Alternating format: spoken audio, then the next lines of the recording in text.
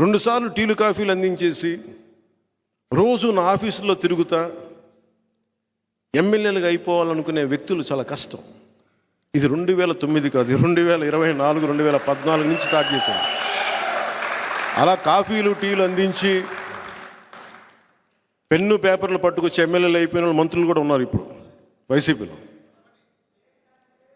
వాళ్ళని కాదు, అది అర్థం అవ్వాల్సిన వాళ్ళకి అర్థం అవుతుంది. ఎందుకు అలాగే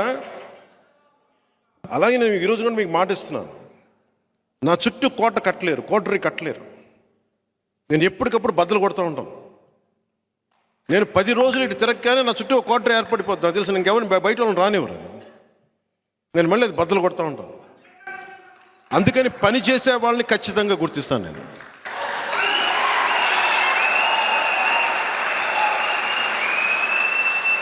పని చెయ్యని వ్యక్తుల్ని గుర్తించకపోవడం అంటే ఏముండదు. కానీ నన్ను బ్లాక్మెయిల్ చేసే వాళ్ళని మటుకు నేను అస్సలు స్పేర్ చేయను. వాళ్ళకి అర్థం కావాల్సింది, నేను మెత్తగా వ్యక్తిని కాదు, మెత్తగా కనిపిస్తాను. నేను చాలా తెగించిన వ్యక్తిని. నేను మెత్తగా కనిపించినంత మాత్రాన, మెత్తగా మాట్లాడినంత మాత్రాన నన్ను కూర్చొని ఆడేసుకుందామంటే తర్వాత భవిష్యత్తులో నేను ఆడేసుకుంటాను మీ అందరితోటి. ఎందుకంటే ఇది మీరు నా మీద దాడి చేస్తే నేను పెద్ద పట్టించుకోను. నా బిడ్డ జనసేన, నా బిడ్డ గుండెల్లో పెంచాను నన్ను. జనసేన మీద, జన సైనికుల మీద, వీర మహిళల మీద, నా వ్యవస్థ మీద, సమాజం మీద, దేశం మీద దాడి చేస్తే వాడిని ఎవడైనా ప్రత్యర్థి కానీ శత్రువుగానే పరిగణిస్తాను. భవిష్యత్తులో అన్న ప్రతి మాటకి జాగ్రత్తగా వినండి మాట. నన్ను బద్నాం చేద్దామని ఆలోచించే ప్రతి ఒక్కరికి కూడా చెప్తున్నాను, భవిష్యత్తులో ఎవరిని వదలం. గుర్తుపెట్టుకోండి.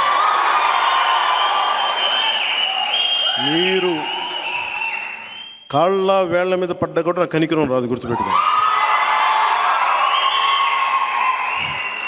ఎవరన్నా సరే నమ్మక ద్రోహం చేశారా అస్సలు వదిలేదు.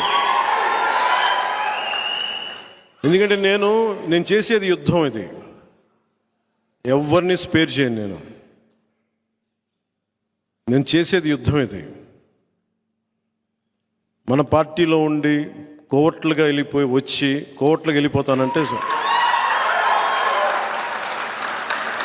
అలా స్థాయికి మించి చేస్తే మటుకు క్రమశిక్షణ చర్యలు తప్ప.